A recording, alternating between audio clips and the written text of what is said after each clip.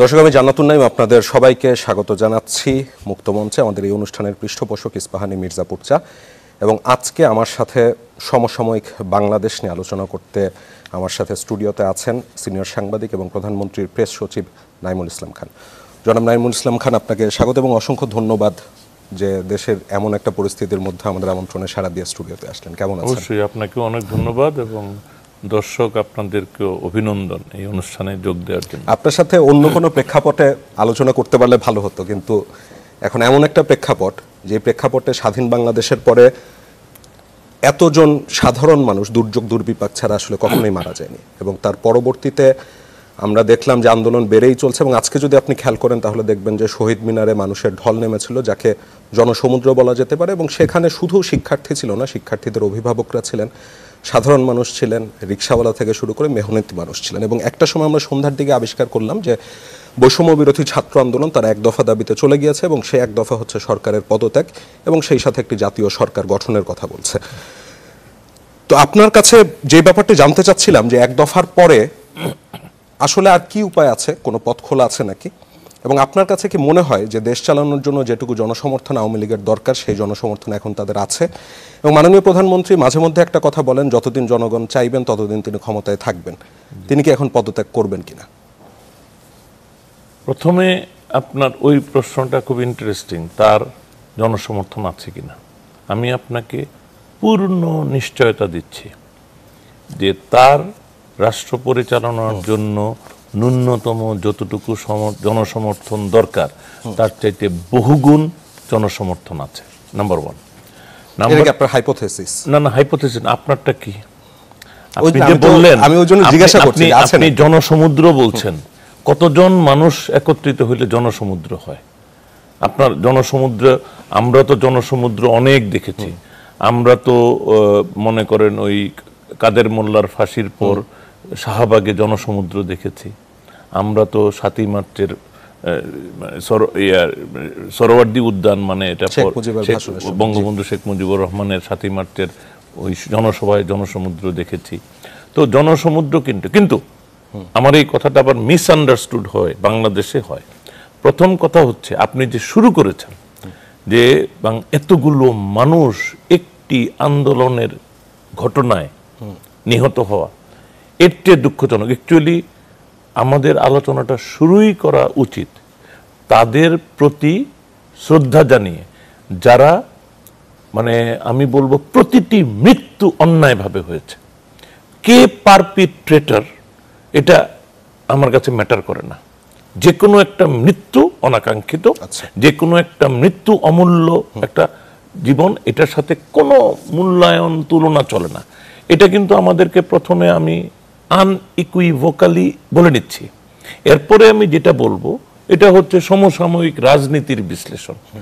কোনোভাবেই ওই নিহত মানুষগুলি, কোনোভাবেই ওই আহত মানুষগুলি, যারা হয়তো মারা যায় নাই কিন্তু সারা জীবন পঙ্গুত্বকে সঙ্গে নিয়ে জীবনযাপন করতে হবে, এটা ডেফিনেটলি কোনো মানুষের কাম্য হতে পারে না। এবং আমি শুধু জানিয়ে রাখি বিনতভাবে, আমি এটা আপনি সময় দিলে আমি বিস্তারিত বলে স্ট্যাবলিশ করতে পারবো যে মাননীয় প্রধানমন্ত্রী যে কি পরিমাণ শোকাহত, কি পরিমাণ দুঃখ পেয়েছেন বা কষ্ট পেয়েছেন, এটা এখানে সুযোগ থাকলে আমি বলতাম, কিন্তু আজকে আমি ওইদিকে যাব না, কারণ আমাদেরকে আরো অনেক বিষয় আলোচনা করতে হবে। একটা ব্যাপার, যেহেতু বলছেন যে মাননীয় প্রধানমন্ত্রী অনেক শোকাহত ছিলেন, 25 জুলাই তিনি মেট্রো রেল পরিদর্শন করতে গিয়েছিলেন, হাসপাতালে অসুস্থদের দেখতে গিয়েছিলেন তিনি তার পরে। এবং তারপরেই তার আরো অনেক পরে তিনি বললেন যে এত এত প্রাণহানির ঘটনায় তিনি অত্যন্ত শোকাহত, মর্মাহত। এরপর থেকেই বোধহয় খেয়াল করেছেন বিভিন্ন সামাজিক যোগাযোগ মাধ্যমে মানুষজন প্রশ্ন করছে যে মেট্রো রেলের চেয়ে কি মানুষের জীবনের দাম বেশি কিনা। এই কাজটি কেন হলো? এই কাজটি হয় নাই। আচ্ছা, দিস ইজ এ রিপ্রেজেন্টেশন। আমি আপনাকে বলি, আপনারাও হয়তো ভুলে যাচ্ছেন যে 16ই ডিসেম্বরে যে 6 জন মারা গেল, যেটা 16ই জুলাই, এই 16ই জুলাইয়ের পরে 17ই জুলাই উনি কিন্তু ভাষণ দিলেন। উনি মানুষের জীবনের মূল্যের কথা তো সেই ভাষণে বললেন। উনি তো নিরপেক্ষ জুডিশিয়াল ইনকোয়ারির জন্য কমিটি করলেন, উনি তো ঘোষণা করলেন প্রতিটি নিহত পরিবারের দায়িত্ব এখন আমার, উনি তো ঘোষণা করলেন যে প্রতিটি আহতকে জাতির উদ্দেশ্যে যে ভাষণ দিলেন, উনি তো সবকিছু বললেন। তো কেন এই প্রশ্ন আসলো যে পরিদর্শনটা প্রথমে হওয়া? আচ্ছা, একজন সরকার প্রধান যখন মুভ করেন, আপনার কি ধারণা ওনার একটা ইচ্ছা হইলো আর মুভ করলো, এরকম ভাবে হয় না, এগুলি পরিকল্পনা হয়। এই পরিকল্পনার অংশ হিসেবে হাসপাতালে যাওয়ার সময় ওনাকে আরো একদিন দুদিন, কারণ ওইখানে যে রোগীরা আছে তাদের তো সবই কাঁচা, যে তাদেরকে আরেকটা দিন সময় দেওয়া বা 2টা দিন সময় দেওয়া, এটা আলোচনায় এসছে। মানে রোগীদের একটা ট্রমা সিচুয়েশনে তাদেরকে সেটেল করার জন্য একটা সময় দেওয়া দরকার, এটা বিবেচনা করেছে। এগেইন সবাই বলছে উনি ওই মেট্রো স্টেশন দেখতে গেছেন সম্পদ ধ্বংস হওয়া দেখতে। How wrong it is. উনি সেখানে গেছেন কেন জানেন? এর আগের দিন কারফিউ শিথিল করা হলো, মানুষ বের হইল এবং পথে পথে জ্যাম, ভীষণ জ্যাম। এইটা তখন আলোচনায় আসলো। কি আলোচনায় আসলো? যে মানুষের যে কি কষ্ট হচ্ছে, মানে ওনার সামনে ডেসক্রিপশন আসলো যে ওই একটা স্টেশন থেকে প্রতিদিন 1 লক্ষ মানুষ যাতায়াত করত। ওনার কাছে আসলো যে আমি সংখ্যাটা ভুল হতে পারে, 3 লাখ 3.5 লাখ লোক এই মেট্রোটা ব্যবহার করত। তারা তো সব এখন রাস্তায়, মানে আমাদের যে এক্সপ্রেসওয়েটা বন্ধ, এটাও তো রাস্তায় এখন।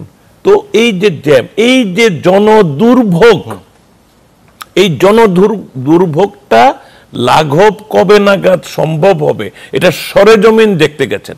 So she visited the metro station, জনদুর্ভোগ লাঘবে সরেজমিনে দেখা যে এটার সমাধান কিভাবে হবে। এবং আপনি যদি তার ফলো আপটা দেখেন, উনি কিন্তু জাপানিজ অ্যাম্বাসেডারের সাথে তারপরে বসেছেন, কলন ছিল সেখানে, কিন্তু অ্যাম্বাসেডারের সাথে আলোচনা হয়েছে তারা কিভাবে হেল্প করবে। অ্যাম্বাসেডারও আশ্বাস দিয়েছে আমরা উই স্ট্যান্ড বাই। এবং অ্যাম্বাসেডারের একটা মন্তব্য, যেহেতু আমি ওই কলনগুলিতে থাকি এবং পরে ব্রিফও করি, অ্যাম্বাসেডার বলছে যে এই যে মেট্রোটা তৈরি করতে বাংলাদেশ এবং জাপানের মানে সোয়েট অ্যান্ড টিয়ার্স যেভাবে ব্যয় হয়েছে। তো টিয়ার্সটা কেন বলছে? কারণ জাপানিজরা মারা গেল, ইউনো। এবং সোয়েট কেন বলছে? ওই শ্রম, বাংলাদেশ এবং জাপানের যৌথ শ্রম এবং কান্নায় যেই মেট্রো প্রতিষ্ঠিত, আবার সেখানে কান্না। এটা মাননীয় প্রধানমন্ত্রীর অভিমত, তারও অভিমত, এবং তারা বলছেন তারা একটা অ্যাসেসমেন্ট করবেন এবং যত দ্রুত সম্ভব বলছে তারা 1 বছর বলছে, এটাকে আরো তাড়াতাড়ি করা যায় কিনা, কতটা কিভাবে করা যায়, এটা অ্যাসেসমেন্ট হবে। উনি সেটা দেখতে গেলেন। এখন উনি গেলেন মানুষের জনদুর্ভোগের প্রেক্ষিতে দেখতে, আর আমরা দেখলাম নেরো দৃষ্টিভঙ্গিতে যে উনি ভাঙাচোরা দেখতে গেছেন, সম্পদ হানি দেখতে গেছেন। আমি একটা ব্যাপার জানতে চাচ্ছিলাম যে উনি সেই সময় জনদুর্ভোগ যখন দেখতে গেছেন, তার আগে কিন্তু ওই যে বলছিলাম প্রথম আলোর হিসাবে আজকে পর্যন্ত 216 জন মারা গিয়েছে, তখনও পর্যন্ত সরকার থেকে মৃত্যুর হিসাবটা দিতে পারলো না। অথচ তার আগে আমি যেটা দেখছিলাম যে যখন 19 জুলাই এই কাণ্ডগুলো হয়েছে, তার ঠিক কয়েক ঘন্টার মধ্যে সরকারের বেশ কিছু দায়িত্বপ্রাপ্ত ব্যক্তি তারা বলছেন যে এটি বিএনপি জামাত ঘটিয়েছে। তো যেহেতু সরকারের দায়িত্বপ্রাপ্ত ব্যক্তিরা এই কথাটি বারবার বলছেন, তার মানে নিশ্চয়ই তাদের কাছে এভিডেন্স আছে, কিছু তথ্য প্রমাণ আছে। তো সেই তথ্য প্রমাণ আর এভিডেন্সটা আসলে মানে এত দ্রুত আইন শৃঙ্খলা বাহিনী কিভাবে প্রোভাইড করলো যে আইন শৃঙ্খলা বাহিনী বা সরকারের কোনো এজেন্সি পরের 2 সপ্তাহেও আসলে মৃত্যুর সংখ্যাই বের করতে পারলো না? না, এখন আপনি কিন্তু এটা একটু আমার কথাটা মনোযোগ দিয়ে শুনতে হবে। প্রথম কথা হলো, আপনি বলছেন যে এটা বিএনপি জামাতের যুক্ততা। এখন এইটা আমি বলছি না, না না না, মানুষ বলছে বা যে কেউই বলছে, না না, আমি বলছি যে আপনি প্রসঙ্গটা তুললেন আর কি, যে বিএনপি জামাতের করা, সেটা তো একটা স্টেটমেন্ট, এটা কিন্তু ইনভেস্টিগেটেড ফ্যাক্ট না। স্টেটমেন্টটা কিভাবে পলিটিক্যালি এটাতে কনক্লুশনে যাওয়া যায়? কেন? বাই দ্যাট টাইম আন্দোলনকারীরা ঘোষণা করেছে যে এই সহিংসতার সাথে আমাদের সম্পর্ক নাই, সেজন্য সরকার একটা political statement, political statement based on scientific understanding. Now this is not a investigated fact. আচ্ছা, প্লিজ ডোন্ট মিসআন্ডারস্ট্যান্ড মি। সবকিছু ইনভেস্টিগেট করে এইরকম কনক্লুশনে আসতে হয় না, কারণ তারাও বলছে এবং সরকারও পরিষ্কার দেখতে পেয়েছে যারা নটোরিয়াস এলিমেন্ট, যারা ধরেন ভাঙচুর, হত্যাকাণ্ড এবং মানে মানে ধ্বংসযজ্ঞের মধ্যে, তাদের মধ্যে আন্দোলনকারীরা মানে অরিজিনাল আন্দোলনকারীরা নাই, তারাও অস্বীকার করতেছে। তো এখন ওরা কারা? ওরা কারা? আজকে যখন আমি এখানে কথা বলছি আপনার সাথে, আপনি দেখেন ওই ওদের ভাষা কিভাবে আন্দোলনের ভাষা হয়ে যাচ্ছে, তারা কিভাবে আন্দোলনের ঘাড়ে চড়ছে, কিভাবে এই আজকে সর্বশেষ আমি যখন আপনার সাথে কথা বলছি তখন অসহযোগ আন্দোলনের ডাক এসছে, ট্যাক্স দিবেন না, এটা দিবেন না, সেটা দিবেন না। আপনার কি স্মরণে পড়ে সাম্প্রতিক কালে এইরকম ডাক আর কে দিয়েছিল? অসহযোগ আন্দোলনের ডাক তো বাংলাদেশের সাম্প্রতিক কালে না, এমনকি বঙ্গবন্ধুর সময় বঙ্গবন্ধু শোনেন ভাই, ইউ আর হেল্পিং মি, আমারই মনে হইতো না এই কথাটা, আপনি বঙ্গবন্ধু বলাতে আমার জন্য সহজ হলো। বঙ্গবন্ধু অসহযোগ আন্দোলনের ডাক দেওয়ার জন্য পাকিস্তানের 24 বছরের রাজনৈতিক জীবনে 23 বছরের আন্দোলন সংগ্রাম এবং ব্যক্তিগতভাবে 13.5 বছর কারান্তরলে থাকার পরে একটা মানুষের সেই ম্যান্ডেট পায় অসহযোগ আন্দোলনের ডাক দেওয়া। অসহযোগ আন্দোলন এখানে নাইমুল ইসলাম খান আপনার সাথে বসে সোফার মধ্যে বসে আমি বললাম আপনারা অসহযোগ আন্দোলনে শরীক করেন, তাকে কি কোনো রাজনৈতিক বলার সুযোগ আছে নাকি? মানে এটা তো আমাদের অসহযোগ আন্দোলনটাকে যে বাইরের কেউ এসে চাপিয়ে দিচ্ছে ছাত্রদের উপর, এটা কি বলার সুযোগ আছে? আমি তো বাইরের কথা বলি নাই, আমি বলেছি বাংলাদেশেরই। তো আচ্ছা, আমি বাইরের কথা বলছি কোথায়? আমি বলছি যে বাংলাদেশেরই, কিন্তু তারা অরিজিনাল ছাত্র আন্দোলনকারী না, তারা ছাত্র আন্দোলনকারীদের দাবি ছিল লিমিটেড। এই লিমিটেডটা তাদের ইনক্লুশনের পরে এখন রাজনৈতিক দলগুলোর কিন্তু স্বাধীনতা আছে যে তারা যে কোনো একটার ঘাড়ে শোয়ার হয়ে অ্যাডভান্টেজ নেবে। রাজনৈতিক দল যে কোনো ভাবে ক্ষমতায় যাওয়ার চেষ্টা করবে, অবৈধ বৈধ। এখন অবৈধ যদি হয়, অবৈধ পথে গিয়ে যদি সে জয়ী হয়ে যায়, এটা জাস্টিফাইড। আর অবৈধভাবে করে যদি মানে পরাজিত হয়, তখন তারা they will face consequence. BNP জামাতের যেহেতু প্রসঙ্গটা আসলো, মানে গেল 15 বছরের বেশি সময় ধরে আওয়ামী লীগ সরকার ক্ষমতায় আছে, এবং আমি আসলে মনে করতে পারি না এমন একটি ঘটনাও, একটি সহিংসতার ঘটনাও যার পরবর্তী সময়ে আওয়ামী লীগ থেকে বলা হয়েছে যে এটা বিএনপি জামাত বা অন্য কেউ করেছে। এবং সম্প্রতি আমারই একজন সহকর্মী, তিনি যখন গুলিবন্ধে রিট করলেন হাইকোর্ট, আপনি নিশ্চয়ই খেয়াল করেছেন, মনজুর আল মতিন, তাকেও শিবির ট্যাগ দিয়ে দেওয়া হলো। আপনার কি মনে হয় যে মানে সরকারের বিরোধিতা করলে বিএনপি জামাত ট্যাগ দেওয়া বা শিবির ট্যাগ দেওয়া, এই ধরনের ন্যারেটিভ কি এখন মানুষ বিশ্বাস করে? না, প্রথম কথা হলো ন্যারেটিভ না। আচ্ছা, এই ন্যারেটিভও একটা শব্দ, কোনটা ন্যারেটিভ আর কোনটা ফ্যাক্ট, এইভাবে আপনি তো কিছুক্ষণ আগে বলছিলেন যে এটা এখনো তদন্তের বেসিসে আছে, ফ্যাক্ট না। মানে সহিংসতার পেছনে যে বিএনপি জামাত আছে, তো তদন্তের ভিত্তিতে। কিন্তু আমি এখন এখানে, আমি আজকে এখানে গেস্ট, আমি আসলে আপনাদের কোনো একজনের বিষয়ে কথায় ঢুকতে চাই না, এটা আমার কার্টিসির বাইরে, সুতরাং এটাকে আপনি আবার সরায় রাখলেন। কিন্তু আমি কিন্তু টাফ জবাব দিতে সক্ষম, কিন্তু আমি দিব না, এটা একটা ভদ্রতার ব্যাপারও আছে। সো আমি ওইটাতে গেলাম না, কিন্তু আমি এইটুকু বলছি যে আমি যখন একটা ফ্যাক্ট বলি যে আমার বাবা স্বাধীনতা বিরোধী ছিল, ইট ইজ এ ফ্যাক্ট, এটা আমি কোনো সময় লুকাই নাই। অ্যাকচুয়ালি এটা কাউকে আমি আবিষ্কারই করতে দেই নাই, এটা আমিই বলেছি। 8 ডিসেম্বর কুমিল্লা মুক্ত হয়েছে, 16 ডিসেম্বরের আগে। আমি 8 ডিসেম্বর থেকে এটা বলি। আমি যখন কোথাও চাকরি নিতে যাই আমি বলে নেই আমার বাবা কিন্তু স্বাধীনতা বিরোধী ছিল, আপনি আমাকে নেবেন কিনা। তখন সরকার কিন্তু জিয়াউর রহমানের, কেউ আমি স্বাধীনতা বিরোধী কিনা এটা শুনতেই চায় না। মুক্তিযোদ্ধার সংগঠনে আমি চাকরি করেছি, তারা শুনতে চায় না, আমাকে দূর করেছে, দূর যা কাজ কর, তোরে কে জিজ্ঞেস করছে তোর বাবা স্বাধীনতা বিরোধী। কিন্তু জিনিসটা হলো আমি ওই দিন থেকেই আমার বাবার ব্যাপারে প্রতিবাদী, এবং দিনের পর দিন আমার পত্রিকায়, বিশেষ করে খবরের কাগজ, আজকের কাগজে আমার বাবার কথা 17-18 বার আসছে। আমার মা ইউজ টু ক্রাই যে তুই ছাড়া আর কেউ তো তোর বাপের কথা কয় না। কিন্তু আমি বলছি আম্মা, আমি তো যে অযথা বলি তা না, প্রসঙ্গটা আসলে আমি এটা চেপে গেলে হবে। আমার অফিস চেষ্টা করেছিল, প্রথম দিন যখন আমার বাবার নাম আসে ঘাতকের দিনলিপিতে, আমি গিয়ে দেখি একজন এসে আমার বলতেছে যে খালুর নামটা আসছিল, আমরা এটা ফেলে দিছি। তো আমি বলি যে আপনার খালুকে, আমার একজন প্রুফ রিডার, সে বলে যে খালু মানে খালু। আমি বলি না, বলেন খালুকে? বলে আপনার আব্বা। আমি বলছি যে আমার আব্বা আপনার খালু হইল কবে? আর আমার আব্বার নাম কোত্থেকে বাদ দেওয়া? আপনার পদ কি? Proof reader. প্রুফ রিডারের কাজ কি নাম বাদ দেওয়া? তখন তাড়াতাড়ি বলে যে না আমি না মারুফ চিনু স্যার, মানে তার বস বলছে। আমি মারুফ চিনু ভাইকে ডাকলাম, চিনু ভাই কি হয়েছে?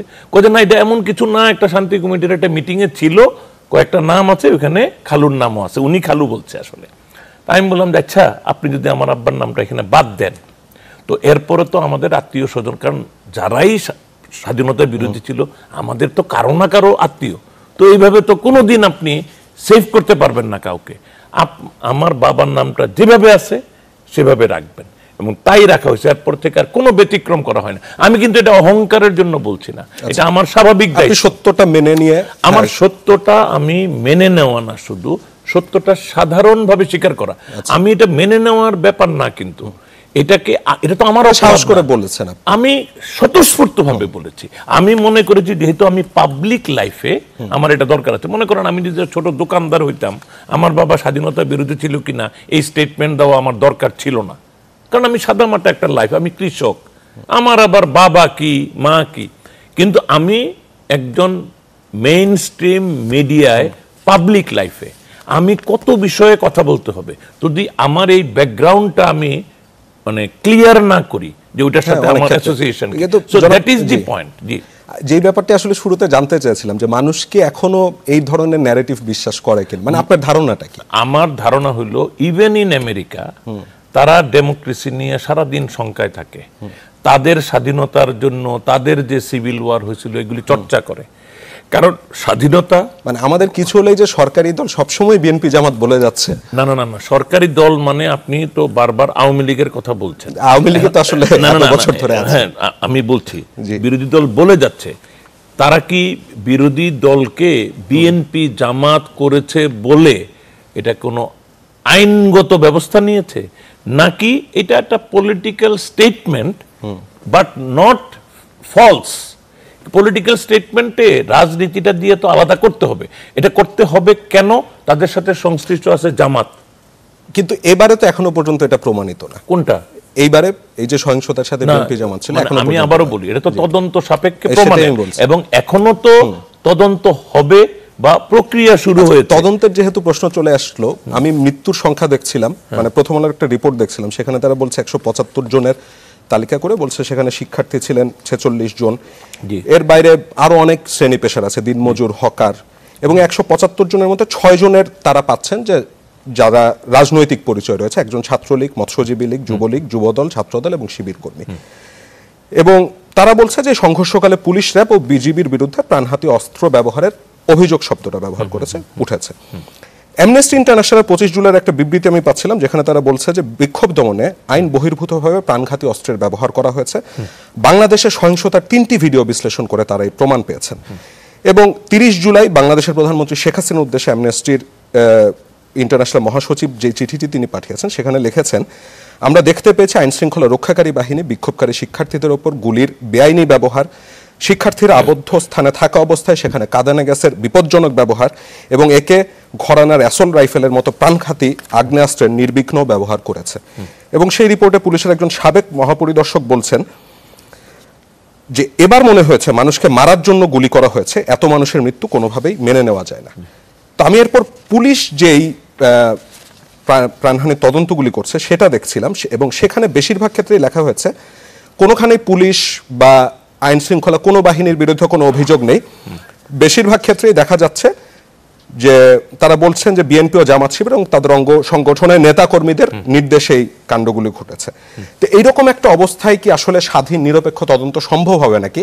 এই উত্তরটা জানবো, তার আগে একটা ছোট বিরতি নিই। নাইমুল ইসলাম খান, বিরতির পর আবারও আপনাকে স্বাগত। বিরতির আগে আমি আপনাকে যে প্রশ্নটি করেছিলাম সেটি হচ্ছে যে মাননীয় প্রধানমন্ত্রী বারবার বলছেন যে প্রতিটা নিহতের সুষ্ঠু তদন্ত হবে। তা আমরা যেটি দেখছিলাম যে পুলিশ যে তদন্তগুলো করেছে সেখানে সবগুলিরই কথাবার্তা অলমোস্ট একই, যে দুর্বৃত্ত জামাত শিবির তাদের হামলায় তারা মারা গিয়েছে। যদিও অ্যামনেস্টি ইন্টারন্যাশনাল বলেছে যে প্রাণঘাতী অস্ত্রের ব্যবহারের তারা প্রমাণ পেয়েছে, এবং প্রধানমন্ত্রীকে তারা যেই খোলা চিঠিটি লিখেছে সেখানে লিখেছে যে অ্যাসল্ট রাইফেলের মতো প্রাণঘাতী আগ্নেয়াস্ত্রের নির্বিঘ্ন ব্যবহার হয়েছে। প্রথম আলোর রিপোর্ট বলছে যে সাবেক একজন আইজিপি তিনি মন্তব্য করেছেন যে এবার মনে হয়েছে মানুষকে মারার জন্য গুলি করা হয়েছে, এত মানুষের মৃত্যু কোনোভাবেই মেনে নেওয়া যায় না। এবং আমি যেই 175 জনের যে তালিকা তারা করেছিল সেখানে যারা মারা গেছে সেখানে দেখছিলাম যে বেশিরভাগ ক্ষেত্রেই প্রাণঘাতী গুলির আঘাতেই মারা গিয়েছে। 22 জনের মৃত্যু হয়েছে ছড়রা বুলেট, যেটা আসলে পুলিশই ছুড়ে। তো এইরকম একটা সময় আসলে মানুষ কিভাবে বিশ্বাস করবে যখন পুলিশ যতগুলি চার্জশিট করেছে সবগুলিতেই বলছে একই ধরনের কথা, একই রকম কথা? কিভাবে বিশ্বাস করবে যে সুষ্ঠু তদন্ত সম্ভব? আপনাকে অনেক ধন্যবাদ। প্রসঙ্গগুলি আসলে ক্লারিফাই করার সুযোগ থাকে। প্রথম কথা হচ্ছে, আপনি এখানে যেই তদন্তের বর্ণনা দিচ্ছেন প্রধানমন্ত্রী সেই তদন্তের কথা বলছেন না। আচ্ছা, এটা হলো ইন্টারনাল তদন্ত, তারা চার্জশিট তৈরি করার জন্য। কিন্তু প্রধানমন্ত্রী যেই তদন্তের কথা বলছিলেন হলো ইন্ডিপেন্ডেন্ট জুডিশিয়াল কমিশন, এবং যেই কমিশনের জন্য উনি অলরেডি জাতিসংঘের সহযোগিতা নেওয়ার কথা বলেছেন। জাতিসংঘ অফার করেছে যে টেকনিক্যাল সাপোর্ট।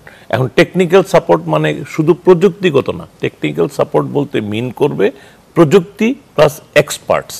মানে এই এক্সপার্টসরা এসে মানে আইডেন্টিফিকেশনে কোথাও কোনো ভুলভ্রান্তি হচ্ছে কিনা এটা সহায়তা করতে পারবে। সহায়তা করলে এটা ক্রেডিবিলিটি, মানে সরকার জাতিসংঘের সহায়তা আসলে নিতে চাচ্ছে। অবশ্যই এটা তো প্রধানমন্ত্রী নিজেই বলেছেন, এটা আমরাও বলেছি, এবং এটা নিয়ে আমি আপনাকে নিশ্চিত করতে পারি জাতিসংঘে যে আমাদের পিআর পার্মানেন্ট রিপ্রেজেন্টেটিভ আছেন, দে আর ওয়ার্কিং অন ইট। তারা ওই ইয়েতে আছে, যোগাযোগে আছে। আচ্ছা, আজকেই মাননীয় প্রধানমন্ত্রী বলছিলেন যে ছাত্রছাত্রীরা জন্য গণভবন খোলা রয়েছে, তারা যে কোনো সময় আলোচনায় বসতে পারে। তা আপনার কি মনে হয় যে এখন কি আর আলোচনার পথ খোলা আছে? মাননীয় প্রধানমন্ত্রী তো পথ খুলে দিয়েছেন, সো 50% ইজ ডান। এখন সামান্য যেটা অগ্রগতি হবে এটা 50% প্লাস। বি পজিটিভ, মানে দরজাটা তো প্রথমে কেউ খুলতে হবে, প্রধানমন্ত্রী খুলে দিয়েছেন। খোলার জন্য বেশি দেরি হয়ে গেল না? কোনো কিছু দেরি হয় না, প্রত্যেকটার একটা লজিক্যাল সময় আছে। এটা অনেকে আমার প্রশ্ন করে যে সময়ের 1 ফোর অসময়ের 10 ফোর, কিন্তু কেউ আসলে নিজের থেকে বুঝবে না কোন সময়টাতে 1 ফোরে হবে, কোন সময়টা 10 ফোরে হবে। It is not essentially true যে 1 ফোর দিয়েই পৃথিবীর অনেক কিছু সমাধান করা যায়। জনাব নাইমুল ইসলাম খান, আমি দেখছিলাম যে ছাত্রছাত্রী যারা আন্দোলন করছে তারা বঙ্গবন্ধু 7ই মার্চের ভাষণই রেফারেন্স হিসেবে নিয়ে আসছে, যেখানে বঙ্গবন্ধু বলছেন যে কিসের বৈঠক বসবে, কার সঙ্গে বসবো, যারা আমার মানুষের বুকের রক্ত নিয়েছে তাদের সঙ্গে বসবো। জি, এই অবস্থাটাই বলার জন্য আমার আগের কথা বলতে হয়। এই কথাটা বলার জন্য 17 বছর জেল খাটতে হবে, 24 বছরের রাজনীতি আন্দোলন সংগ্রাম করতে হবে।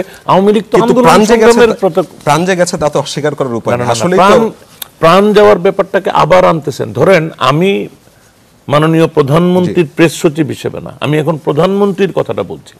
উনি প্রথম দিনই প্রাণের ব্যাপারে তার যে চরম দুঃখবোধ এটা এক্সপ্রেস করেছেন, এবং কেউ অনুরোধ বা দাবি করার অনেক আগে উনি বিচার বিভাগীয় তদন্ত কমিশন গঠন করেছেন। তো আপনি দেখেন না 17 তারিখ উনি ঘোষণা করেছেন, গতকালও কিন্তু 2 জন মারা গেলেন। আশ্চর্য কথা, 2 জন মারা গেলে এটাও তো বিচারের মুখোমুখি হবে, কেউকে তো ছাড় দেওয়া হবে না।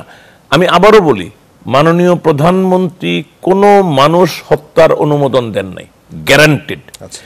উনি প্রয়োজনে বলেছেন যে আগুন লাগুক কিন্তু মানুষ যেন মারা না যায়। কেন বলেছে জানেন? ওই যে তৃতীয় চতুর্থ পঞ্চম পক্ষ যারা এখানে যুক্ত হয়েছে তারা লাশ চায়। প্রধানমন্ত্রী এই ব্যাপারে ওয়াকিবহাল, উনি জানেন, ওনার কাছে তথ্য প্রমাণ আছে, এবং যেটা আমাদের কাছে নাই আবার। কারণ আপনি জানেন ওনার কাছে অনেক প্রিভিলেজড ইনফরমেশন আসে, অনেক কিছু। উনি শুধু এজেন্সির তথ্য পান তা না, উনি কিন্তু বাংলাদেশের বিভিন্ন জায়গায় তাকে পছন্দ করে, তার কাছে তথ্যপাত্র পাঠায়, সেই গ্রামাঞ্চল থেকে, জেলা থেকে, উপজেলা থেকে উনি অনেক কিছুর অনেক রকম ভাবে তথ্য পান। সো এইটা, এই যে মৃত্যুর ব্যাপারটাকে তো আমরা ধরেই নিলাম যে এইটা হ্যাজ টু বি ইনভেস্টিগেটেড, এবং হুএভার, এখন আপনি আমার সাথে একমত হন যে হুএভার মানে এখন যদি ছাত্রলীগের যেই ছেলেটাকে চিটাগংয়ে উপরের থেকে ছুঁড়ে ফেলানো হইলো, এটার বিচার কি হইতে হবে? যদি সর্বোচ্চ পর্যায় থেকে গুলি না চালানোর নির্দেশ না, আপনি ওটার জবাব তো দিচ্ছেন না। আপনিও তো কিছু বলবেন যে একটা ছাত্রলীগের ছেলেকে যদি কত তালা ভুলে গেছে, 8, 9, 10, 12 তালা থেকে ফেলে দেওয়া হয়, এটারও কি বিচার হইতে হবে? অবশ্যই হইতে হবে। আমরা এখানে সবসময় সাইদের কথা আলোচনা করি এবং আলোচনা করতে হবে, কিন্তু আমরা একই সময়ে দিনমজুরের যে মৃত্যু হইলো এটা কেন এত আলোচনায় আসে না, এটা কেন হাইলাইটেড হয় না? কারণ সে ছাত্র নয়, সে ছাত্রলীগও নয়। মৃত্যুর আলোচনায় যেহেতু আসলোই, আপনার হয়তো খেয়াল আছে যে 19 জুলাইয়ের পর থেকে বাংলাদেশের কোনো টিভি চ্যানেলে মৃত্যুর সংখ্যা দেখানো হয়নি। এটা আসলে কি কারণ? বলছি যে আমরা যতবার সাইদের রেফারেন্স নিয়ে টকশো করি ততবার ওই দিন মজুরটার কথা আসে না। আমার কাছে মোটামুটি তথ্য, আমি করব না, মানে এটা বলবো না যে এটা আমি পুরোপুরি নিশ্চিত, কিন্তু সাইদের আগে এই ছেলেটির মৃত্যু হয়েছে সায়েন্স ল্যাবরেটরিতে সময়ের হিসাবে, অথবা একই সময়ে, কিন্তু এটা ততটা ট্রিটমেন্ট পায় নাই। যেমন পায় নাই পুলিশকে যে মেরে ঝুলিয়ে রাখা হলো, এটা পায় না। ছাত্রলীগের কয়েকটি মেয়েকে আপনারা ফেসবুকেই দেখছেন, এটা বলতে দেন, মুখে টেপ বেঁধে দড়ি দিয়ে পিলারের সাথে বেঁধে, না আপনি এটা দেখেছেন, আপনি কি মনে করেন এটা অন্যায় হয়েছে? অবশ্যই অন্যায় হয়েছে। এবার বলেন আর কোন? এইবার তাহলে সেই আগের প্রসঙ্গে চলে যে আমি 15 জুলাই, মানে 16 জুলাইতে তো সহিংসতা হয়ে গেল। সেই সময় ছাত্রলীগের সভাপতি সাদ্দাম বললেন যে কোটা সংস্কার আন্দোলনে যারা স্লোগান দিচ্ছেন তাদের শেষ দেখিয়ে ছাড়বেন। সেই দিন ওবায়দুল কাদের বললেন যে আন্দোলন থেকে আত্মস্বীকৃত রাজাকার অধ্যত্বপূর্ণ মানসিকতা বা আচরণের প্রকাশ ঘটেছে, এর জবাব দেওয়ার জন্য ছাত্রলীগ প্রস্তুত। এবং তার পরবর্তীতে আমরা দেখলাম ঢাকা বিশ্ববিদ্যালয়ের ছাত্রলীগ, বহিরাগত ছাত্রলীগরা এসে হামলা চালিয়েছে সাধারণ শিক্ষার্থীদের ওপর, এবং তারপর থেকে আমরা দেখলাম ঘটনা একটার পর একটা এসকেলেট করে চলে গেলেন। 19 জুলাইতে আমি ওবায়দুল কাদের সাহেবের আরেকটি মন্তব্য পাচ্ছি, তিনি বলছেন যে সহ্য করতে করতে দেয়ালে পিঠ থেকে গেছে, বাধ্য হয়ে প্রধানমন্ত্রী শেখ হাসিনা আজকে আইন প্রয়োগকারী নিরাপত্তা বাহিনীকে কঠোর হওয়ার নির্দেশ দিয়েছেন। ওই যে আমি বলছিলাম যে হাই কমান্ড থেকে গুলি চালানোর নির্দেশ না দিলে পুলিশ কি আসলে গুলি চালাতে পারে নাকি? এবং চালাতে পারে, এটা কিন্তু আমাদের মিসআন্ডারস্ট্যান্ডিং। যেমন আপনি আমাকে জেনারেলাইজ করতে দিয়েন না, আপনিও গুলি চালাতে পারবেন। আপনার যদি লাইসেন্স একটা পিস্তল থাকে, আপনি যদি অ্যাটাকড হন, আপনার নিজের জীবন বাঁচানোর জন্যই তো ওই লাইসেন্স পিস্তলটা। যে মৃত্যুটা দেখলাম সেখানে ওই পুলিশ সদস্য কিভাবে অ্যাটাক ছিল? না, ভেরি গুড কোয়েশ্চেন। এটা তো আমাকে জিজ্ঞেস করেন কেন? এটা তো পুলিশের সাসপেনশন অর্ডারে এটার বর্ণনা দেওয়া আছে দ্যাট হি ওয়াজ রং। তা সে শুরুতে দেখলাম একজন নিরপরাধ ছাত্রকে তুলে নিয়ে গেল, 14 দিন জেলও খাটলো। আপনি তাকে নিরপরাধ বলছেন, কিন্তু পুলিশের অ্যাক্টিভিটি এরকমই হয়, তাকে 4 জনকে সন্দেহ করতে হবে। প্রিসিশনে কোনোদিন অপরাধী ধরা যায় না, এটা সম্ভব না যে একজন এই হত্যাকাণ্ডের জন্য দায়ী তাকেই আমি ধরবো, এইভাবে কোনোদিন ধরপাকড় হয় না, অ্যারেস্ট হয় না। এইরকম আন্দোলনের ক্ষেত্রে এত ম্যাসিভ মানুষজনের ঘটনার ভিতরে এটা সম্ভব হয় না, পৃথিবীর কোথাও হয় না। কিন্তু আমি আবারও বলছি, আপনি ক্রস চেক করতে পারেন, অ্যারেস্টের ক্ষেত্রে একটু বেশি সংখ্যক অ্যারেস্ট হবে, তারপর থেকে এটার থেকে বের হবে কে অপরাধী। হয়তো দেখা যাবে একটা অ্যারেস্টে একজনও অপরাধী পাওয়া গেল না, আরেকটাতে 2 জন পাওয়া গেল, কয়েকজন আবার উইটনেস পাওয়া গেল। সুতরাং উইটনেসটা তখন উইটনেসে হয়ে যাবে, অপরাধীরা চার্জশিটেড হবে, আবার অপরাধীদের আবার বিচারের প্রক্রিয়ায় গিয়ে নির্দোষও প্রমাণিত হইতে পারে।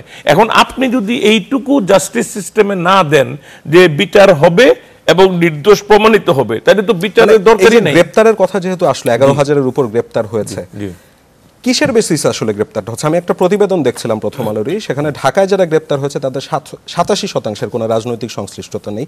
অসংখ্য আমাদের হাতে উদাহরণ আছে, সাধারণ ছাত্র নিয়েছে, সাধারণ মানুষকে তুলে নিয়ে গেছে, বাজার করতে গিয়েছে, তুলে নিয়ে গিয়েছে। কিসের বেসিসে আসলে পুলিশ? প্রথম কথা হলো, আমি তো এটা ধারণা আছে নাকি? ধারণা আছে, এটা অভিজ্ঞতা থেকে ধারণা। সেই অভিজ্ঞতা আমার সাংবাদিকতার অভিজ্ঞতা থেকে ধারণা।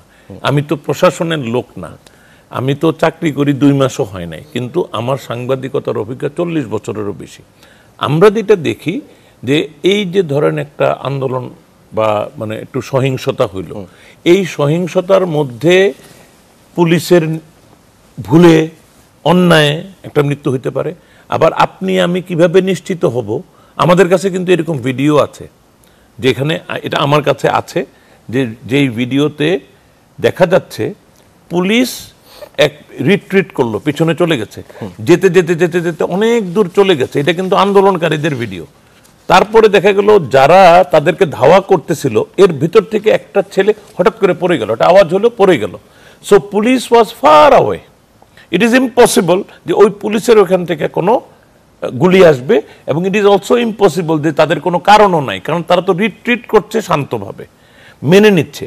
আর এটা ভিতর থেকে এখন ওই যে ঘটনাটা, এটা তো ইনভেস্টিগেশন করলে বের হবে প্রকৃত কে এই মৃত্যুর জন্য। যে প্রশ্নটি আসলে শুরুতে করেছিলাম যে এই একটা অহিংস আন্দোলন যেটা শান্তিপূর্ণভাবে ছিল, সরকারের কিছু উচ্চ পর্যায়ের দায়িত্বপ্রাপ্ত ব্যক্তিবর্গের মন্তব্যের কারণে এই আন্দোলনটা পরবর্তীতে ইগনাইট হয়ে গেল কিনা এবং সহিংসতার দিকে চলে গেল কিনা। এবং আমি আপনাকে 2-3টি উদাহরণ দিয়েছি। মাননীয় প্রধানমন্ত্রীরও কিছু মন্তব্য আমি আসলে আপনাকে মনে করিয়ে দিতে পারবো। তিনি 7 জুলাই বলছিলেন, মানে আন্দোলন একেবারেই তখন শুরুর দিকে, তখনই তিনি বলছিলেন, আমার একটা প্রশ্ন আছে, যারা এর আগে কোটা বিরোধী আন্দোলন করেছিল তারা কয়জন পাবলিক সার্ভিস কমিশনে পরীক্ষা দিয়েছিল আর কতজন পাশ করেছিল, সেই হিসাবটা একটু বের করা দরকার। তারা দেখাক যে পরীক্ষা দিয়ে তারা বেশি পাশ করেছিল, মেয়েরা বেশি পরীক্ষা দিয়ে বেশি চাকরি পেয়েছে কিনা সেটা আগে তারা প্রমাণ করুক। আন্দোলনের নামে পড়াশোনার সময় নষ্ট করা, এটার কোনো যৌক্তিকতা আছে বলে আমি মনে করি না। মানে তখনও পর্যন্ত কেউই সরকারের পক্ষ থেকে আলোচনায় বসতে একেবারেই প্রস্তুত নেই, এবং পরবর্তীতে ওবায়দুল কাদের সাহেব বিভিন্ন সময় মন্তব্য করেছেন। আমরা সরকারের অন্যান্য অনেক এই বক্তব্যটাতে আপনার আপত্তির শব্দগুলি কোনটা? তখন পর্যন্ত আমি বলছি যে কোনো রকম আলোচনায় বসার এটা আমার প্যারেন্টস যা বলতো, হ্যাঁ, মানে প্রথমত আলোচনার ব্যাপার না। আপনি একটা ওবায়দুল কাদের সাহেব সরাসরি বলেছেন যে ছাত্রলীগকে নির্দেশ দিয়েছেন ওয়ার্ডে ওয়ার্ডে প্রস্তুত থাকো, রাস্তায় বের হও। আমি ওবায়দুল কাদেরের ব্যাপারে বলতে পারবো না, কিন্তু আমি এইটুকু বলতে পারি, কিন্তু উনি আওয়ামী লীগের একদম সেকেন্ড। অবশ্যই আমি আবারও বলছি যে ওবায়দুল কাদেরের চাইলে আমি ডিফেন্ড করতে পারি, কারণ এটা পলিটিক্যাল স্টেটমেন্ট। উনি কাউকে মেরে ফেলার হুকুম দেয় নাই, ছাত্রলীগকে সক্রিয় হতে বলে। একটা রাজনৈতিক দল যদি প্রতিপক্ষ রাজনৈতিক দল কোনো অ্যাকশনে যায়, একটা কিন্তু ওবায়দুল কাদের সাহেব কিন্তু আবার বলছেন যে আইন প্রয়োগকারী নিরাপত্তা বাহিনীকে কঠোর হওয়ার নির্দেশ দিয়েছেন। কঠোর হওয়ার নির্দেশ আর হত্যার নির্দেশ তো এক না রে ভাই। কঠোর তো হইতে হবে। আপনি যখন সহিংস হবেন, আপনি যখন ভাঙচুর করবেন, মানুষের জীবন যখন চ্যালেঞ্জের মুখে পড়বে যে কেউ মারা যেতে পারে, তখন কঠোর হওয়াটা তো একটা স্বাভাবিক প্রক্রিয়া, স্বাভাবিক। এটা যদি নাও বলতেন পুলিশ কঠোর হইতো। এখন আমার কথাটা হলো, পুলিশ কে করেছে? আমাদেরকে তো একটা লিগ্যাল প্রসেসকে আগাইতে দিতে হবে তদন্ত প্রক্রিয়ায়। আমি মনে করি কি করা উচিত জানেন? আন্দোলনকারীদের একটা কমিটি করা উচিত, আইনজীবী, সাবেক পুলিশ কর্মকর্তা যারাই ওনাদের পক্ষে আছে, ওনারা মানে প্রক্রিয়ার তদন্ত প্রক্রিয়ার যে কোনো স্টেজ মনিটরিং করবে। আমরা যেরকম একসময় মিডিয়া ওয়াচ নামে একটা পত্রিকা করতাম, মিডিয়া ওয়াচ বিভিন্ন মিডিয়ার ত্রুটি বিচ্যুতি খুঁজে খুঁজে আলোচনা করত। আমি মনে করি তারাও একটা মানে ইনভেস্টিগেশন ওয়াচ স্ট্যাবলিশ করতে পারে, করে প্রতি পদে পদে ধরবে যে এটা ভুল হইতেছে, এটা পক্ষপাতিত্ব হইতেছে। করেন না। আমার কথাটা হইল, এখানে তো সব কিছু লিক হয়, বাংলাদেশে তথ্য অধিকার লাগে না, সরকার যেটা করে এটাই লিক, যেটা করবে এটা লিক। কারণ মানে ভেতরে ভেতরে বিভিন্ন রাজনৈতিক মতাদর্শের লোক থাকে, সরকারের সাথে হয়তো অসন্তুষ্ট এরকম লোক থাকে। কোনো কিছু না, আমার যে একটা চাকরির অ্যাপয়েন্টমেন্ট, এই ছোট্ট একটা চাকরির জন্য এইটারও কাগজ সঙ্গে সঙ্গে লিক হয়ে যায়। এগুলি হয় যখন আপনারা প্রতিটি জিনিস ধরতে পারবেন, প্রতিটি জিনিস ধরা আবার চাইতেও পারবেন। জাতিসংঘ ইনভলভ যদি হয়, আপনারা জাতিসংঘে লিখবেন। জনাব নাইমুল ইসলাম খান, ধরেন এই যে 200-র অধিক প্রাণহানি, তাদের নিরাপত্তার দায়িত্ব নিশ্চিত করার মানে দায়িত্বটা ছিল রাষ্ট্রের। রাষ্ট্রের যেসব গুরুত্বপূর্ণ স্থাপনাগুলো রয়েছে সেগুলোরও নিরাপত্তা নিশ্চিত করার দায়িত্ব ছিল রাষ্ট্রের। এই প্রাণহানি কিংবা এই রাষ্ট্রের গুরুত্বপূর্ণ স্থাপনাগুলো যেগুলো ধ্বংস করা হলো, এই ব্যর্থতার দায়ভার রাষ্ট্র নিবে নাকি? আমি বলি, আমি ওই যে ধ্বংসযজ্ঞ নিয়ে বলবো না, বললে আবার হবে যে আজকের অনুষ্ঠানে এসে প্রেস সচিবও ধ্বংসযজ্ঞের উপর বেশ গুরুত্ব দিলেন। আমি এটা গুরুত্ব দিবই না, এটা কি হয়েছে দেখা যাবে। আমি জীবনের কথা বলি, সরকারের দায়িত্ব হইলো আমারে দিয়ে ওটা নিয়ে বলায়েন না, কারণ তাইলে এটার আবার ট্রল হবে যে উনিও এসে বেশ বললেন। আমি যে অন্যটা বলছি এটা বলবে না, আমি অন্যটাই বরং কেবল বলি যে এই মানুষের জানমালের নিরাপত্তা দেওয়ার দায়িত্ব সরকারের, কোনো সন্দেহ নাই। কিন্তু সরকারের বিরুদ্ধে যখন কেউ রিভোল্ট করবে, সশস্ত্র রিভোল্ট, মানে তারাও অস্ত্র নিয়ে নামছে, তারাও গুলি করছে, তারাও পুলিশকে মেরে ঝুলাচ্ছে, তারাও সরকারি দলের কাউকে হেনস্থা করছে, ছাত্রীদেরকে মুখে টেপ বেঁধে বেঁধে মানে অপমান অপদস্থ করছে, এবিউজ করছে, নারী সাংবাদিককে এবিউজ করতেছে। আপনি কি একবারও উল্লেখ করছেন সাংবাদিকদের মধ্যে 250, আমি আবারও বলি 250 সাংবাদিক কমপক্ষে আমার কাছে তালিকা আছে যারা আহত হয়েছে। এটা কিন্তু আমার ওই যে সাংবাদিকতা রিলেটেড অর্গানাইজেশন সেখান থেকে কিন্তু জনাব নাইমুল ইসলাম খান যেটা বলছিলেন যে পুলিশকে যে বেঁধে ঝুলিয়ে রাখবার ঘটনা, সেটা তো নিশ্চয়ই ছাত্ররা করেনি, মানে সবাই তাই বলছে। আপনি এখানে ছাত্র আমি তো বলছি না মারা কিন্তু গেছে ছাত্ররা 46 জনের উপরে। না আমি আবারও বলি 46 জন তো সাধারণ মানুষও কিন্তু এই কাজ করেনি, বেসরকারি মারা গিয়েছে সাধারণ মানুষ। আমি আবারও বলি, আমি আপনাকে বলি যে আমি যদি প্রথম আলোর হিসাবটাকেও গ্রহণ করি 216 আজকে, আমি ওই তারিখ পর্যন্ত, সরকার যখন 150 বলছে ওই তারিখ পর্যন্ত 210 ছিল কম্পারিজনের সুবিধার জন্য। তো এটা কিন্তু বাংলাদেশের ইতিহাসে প্রথম যে সরকারের সংখ্যা আর বেসরকারি সংখ্যা এত কাছে। সো এইটার তো এপ্রিসিয়েট করবেন যে সরকার এখানে লুকোছাপা করার চেষ্টা করছে না, কিন্তু সরকার কাউকে মৃত বলার আগে তার কাছে তথ্য প্রমাণ, জাস্টিফিকেশন, আইডেন্টিফিকেশন অনেক কিছু চেক করতে হয়, যেটা অন্য কেউ চেক করতে হয় না, মানে অন্য কারোর ক্ষেত্রে এত চেক করতে হয় না। সো সরকারের দায়িত্ব পালনে একটু সময় বেশি লাগবে, প্রক্রিয়ায় একটু সময় দিতে হয়। এটা পৃথিবীর এনিওয়্যার ইন দি ওয়ার্ল্ড সরকার একটা স্টেটমেন্ট এত সহজে দিবে না, ফিগারও দিবে না, তারা শতবার বুঝতে হবে। তো এখানে জনগণের মানুষের জীবনগুলি রক্ষা করার দায়িত্ব পুলিশের ছিল। এখন পুলিশের যে ছিল, এই পুলিশকে দায়িত্ব পালনে তো সহযোগিতা করতে হবে জনগণকে। সেই জনগণের মধ্যে যদি দুষ্কৃতকারী থাকে, পুলিশ স্বাভাবিক দায়িত্ব পালন করবে কিভাবে? যে আপনি আশা করবেন, আপনি কি আদর্শ মানে সিচুয়েশন দিতে পেরেছেন? আমি আবারও বলছি, আন্দোলনকারীদের কথা বলছি না, যারাই এখানে উস্কানি দিয়েছে, যারা এখানে সশস্ত্র হয়েছে, যারা এখানে পাল্টা আক্রমণ করেছে বা আক্রমণ করেছে, পুলিশ পাল্টা করেছে, এক এক জায়গায় এক এক রকম হবে চিত্রটা। এইরকম একটা সিচুয়েশনে ক্রসফায়ার কাকে বলে? হয়তো একটা করতে গিয়ে একজন নিহত হয়েছে। আমি আবার বলি, রিপিট করব, প্রত্যেকটা মৃত্যু, এটা বিরোধী দলের মৃত্যু হোক, একজন দুর্বৃত্তেরও যদি মৃত্যু হয় সেটাও দুঃখজনক। মৃত্যু কাম্য না। আমাদের আইন শৃঙ্খলা পরিস্থিতি নিয়ন্ত্রণে রাখা বা সুচারু রাখা, শান্তিপূর্ণ রাখা হইতে হবে উইদাউট কজিং এনি ডেথ। সরকারও বারবার বলছে স্বাধীনভাবে সমস্যার সমাধান করতে চায়। আজকে কুমিল্লায় বেশ সংঘর্ষ হয়েছে, অভিযোগ আছে যুবলীগের নেতাকর্মীরা সেখানে গুলি চালিয়েছে, 6 জন ছাত্র গুলিবিদ্ধ হয়েছে, 26 জন আহত হয়েছে, এবং একই রকম ভাবে দেশের আরেক জায়গাতে আমরা দেখেছি, আরো বিভিন্ন জায়গাতে গতকালও হয়েছে। বারবার বলার পরেও সহিংসতার দিকে যাচ্ছে কেন? আপনি কি অন্তত এইটুকু মানে অ্যাকসেপ্ট করবেন, আমি স্বীকার করবেন বলবো না, যে সহিংসতাটা ওই কয়েকদিনের যুদ্ধকালীন পরিস্থিতি চাইতে ইমপ্রুভ করেছে কিনা? না এইটুকু বলেন। ইমপ্রুভ করে কারফিউ দিতে হলো না, কারফিউ, এখন কারফিউটা তো লাস্ট রিসর্ট। আপনি কারফিউ দিয়েছেন, military in aid two civil administration এনেছেন। তার মানে আপনি বলছেন যে সামনের দিনগুলিতে আসলে আগের মতন সহিংসতাটা আমরা একেবারে আর দেখব না? আমি এটা বলছি না, আমি বলছি যে এটা ধাপে ধাপে নিয়ন্ত্রণে আসছে। কারণ নিয়ন্ত্রণে আসছে কেন? আমরা যে ওই গ্রেফতারের কথা বলছি, ওই দুর্বৃত্তদের গ্রেফতার করা হয়েছে অনেককে, সবাইকে না এখনো, কিন্তু এই প্রক্রিয়া চলছে। আমি মনে করি যে যখন দুটো হবে, বেশ কিছু দুর্বৃত্ত অন্তরীণ থাকবে, বেশ কিছু দুর্বৃত্ত এখন পালায়া থাকবে। তার ফলে কি হবে? ওই ফায়ার পাওয়ারগুলি, অবৈধ ফায়ার পাওয়ারগুলি এখন অ্যাবসেন্ট হবে। এখন অ্যাবসেন্ট হলে কি হবে? তাইলে হবে ওই সংঘর্ষ। আচ্ছা, বুঝছেন?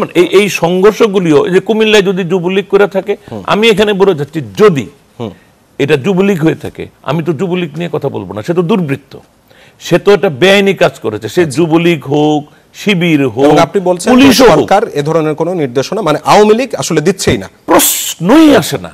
বিলিভ তারপরেও সেন্ট্রাল কমান্ডের কথা না মেনে মাঠে নেমে যাচ্ছে। না, সেন্ট্রাল কমান্ডের কথা সুযোগ সন্ধানিত আছে। আচ্ছা, আওয়ামী লীগের ভেতরে, আমি এটা অবশ্য পলিটিক্যাল স্টেটমেন্ট বলবো না, বলতে নিছিলাম, এটা শুনতে শুনতে মাঝে মাঝে মনে হয় এটা আমিও দেই, কিন্তু আমি এটুকু বলছি, যারা করছে তারা আমি সরকারের নির্দেশিত হয়ে না, এটা আমি গ্যারান্টি দিয়ে বলতে পারি, এই জন্য যে সরকার এটার ধারে কাছে কোনো নির্দেশ দেওয়ার কথা ভাবেও না, বরং তার উল্টোটা করছে যেন মানুষের মৃত্যু না হয়। মাননীয় প্রধানমন্ত্রী বারবার বলেছেন ইন্টারনাল মিটিংয়ে যে এটা আমার প্রিভিলেজড ইনফরমেশন, আমি এটা প্রেস সেক্রেটারি বলে জানতে পারছি, যে একটাও যেন মৃত্যু না হয়। জিনিস আগুন লাগাবে, মারবা না, একটু আগুন লাগায় যাক, ভাঙচুর করে যাক। আমরা আলোচনার প্রায় শেষে চলে আসছিলাম।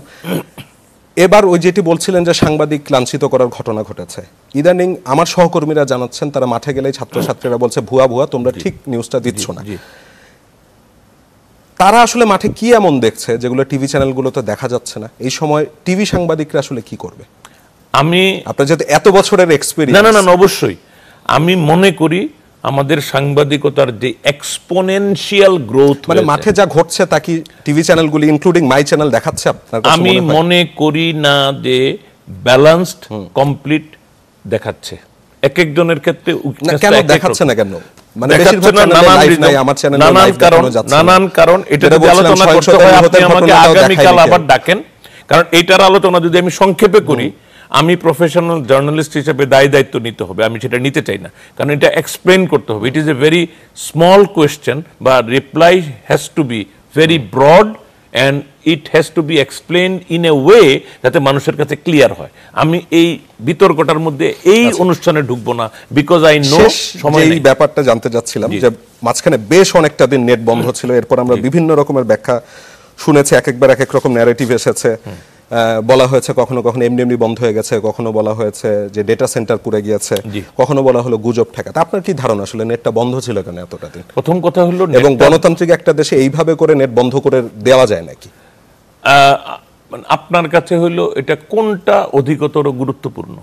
আমার কথাটা হইলো নেটটা বন্ধ ছিল, তো এতে কার কার অসুবিধা হয়েছে বলেন তো আপনি? এটা অসুবিধা হয়েছে, অসুবিধা হয়েছে। আপনি কি জানেন আমরা খবর দেখাতে পারছি? অবশ্যই আমরা in the press section, press wing, আমরাও তো আপনাদের কাছে খবর পাঠাইতে পারতেছিলাম না, সো আমরাও তো equally affected. So what I will say honestly speaking, bigger achievement আসলে কোন বিগার অ্যাচিভমেন্টের জন্য? আমি বিগার অ্যাচিভমেন্ট তো বলি নাই, আপনি কেন বলছেন? আমি বলছি যে এটাতে আমরা ইকুয়ালি এফেক্টেড, এভরিওয়ান।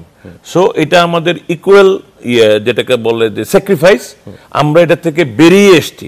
এখন আপনি যদি বলেন এটাও তদন্ত করে বের করতে হবে, if it is an issue, definitely তদন্ত commission will take it into consideration, they will find out কোথায় কি হয়েছে।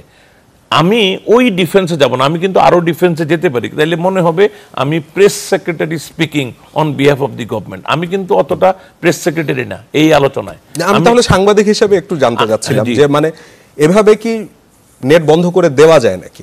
আমি আবারও বলি, এইভাবে গণতন্ত্রের কথা বলছি, মত প্রকাশের স্বাধীনতার কথা বলছি, তখন কি এটা সম্ভব নাকি? না, আমি আবারও বলি, মত প্রকাশের স্বাধীনতার কথা বলছি, কিন্তু মত প্রকাশের ম্যানেজমেন্টে যারা জড়িত, মিডিয়া অ্যান্ড আদার পিপল, আমরা কিন্তু এটা ইন এ ব্যালেন্সড এবং মানে অ্যাকিউরেট ইনফরমেশন প্রোভাইডিং আমরা করতে পারছি না, আমাদের কিন্তু সীমাবদ্ধতা আছে। এবং আপনি এই দেখেন, আমি এটুকু বললাম, এটাও একটা কন্ট্রোভার্সি হইতে পারে, কিন্তু আমি কিন্তু রেডি।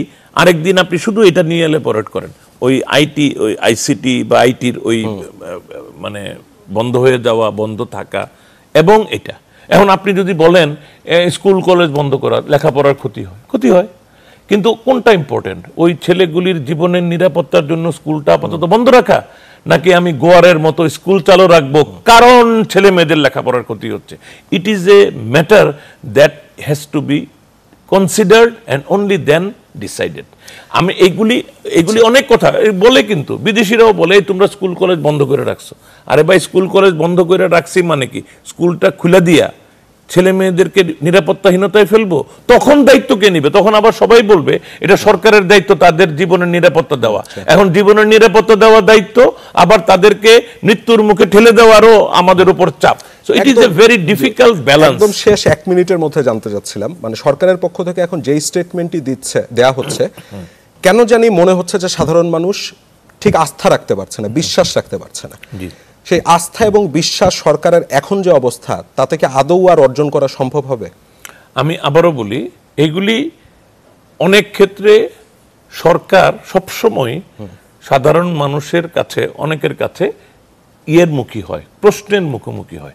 এটা সরকার হওয়ার একটা সাধারণ চ্যালেঞ্জ। আওয়ামী লীগ সরকার এর আগে কখনো এতটা প্রশ্নের মুখোমুখি হয়েছিল কিনা? আপনি তো অনেক বছর সাংবাদিকতা আমার তো করেছেন। মনে হয় হয়েছিল, আমরা এর চেয়েও বেশি বিভিন্ন সময়। 2013 সালেই তো হয়েছে, আপনি ভুলে যাবেন কেন? তখন মনে হয় এত না, এটা তো মাপবেন কি দিয়ে? এখন কথাটা হলো, এটা বিভিন্ন সময় হয়েছে ভাই। আমাদের দেশে যখন মুক্তিযুদ্ধ চলে, এই যে বললাম আমার আব্বা স্বাধীনতা বিরোধী ছিল, এই মানুষটা বঙ্গবন্ধুর সাথে রাজনীতি করা, মানে বিরোধী দলের উপনেতা, কিন্তু দেখেন 71-এ একটা ডিসিশন নিয়ে ফেললো, রাষ্ট্রবিরোধী হয়ে গেল, সরকার মানে বাংলাদেশের স্বাধীনতা বিরোধী হয়ে গেল। তো মানুষের তো মিস্টেক হয় রে ভাই। তো এখন এই মিস্টেকের জন্য আমি আমার বাবার তো ক্ষমাও চাই নাই। আমি বলছি আমার সব সময় দাবি ছিল তাদের বিচার হইতে হবে। আশাবাদী যে আওয়ামী লীগ সরকার যে মানে আবারও আস্থা ফিরিয়ে আনতে পারবে?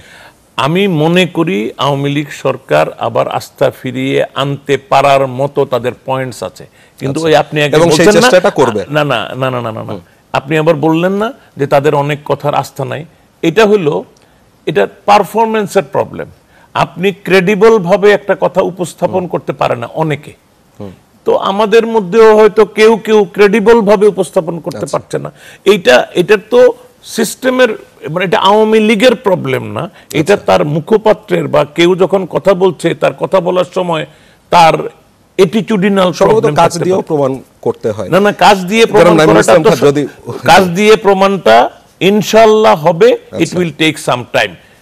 এটা এত দ্রুত বিচার করাটা ঠিক হবে না। ইসলাম খান আজকে অনুমতি দিলে অনুষ্ঠানটা এখানেই শেষ করতে যাচ্ছে। আপনাকে আবারও অসংখ্য ধন্যবাদ এত রাতে আমাদেরকে এতক্ষণ ধরে সময় দিলেন এজন্য।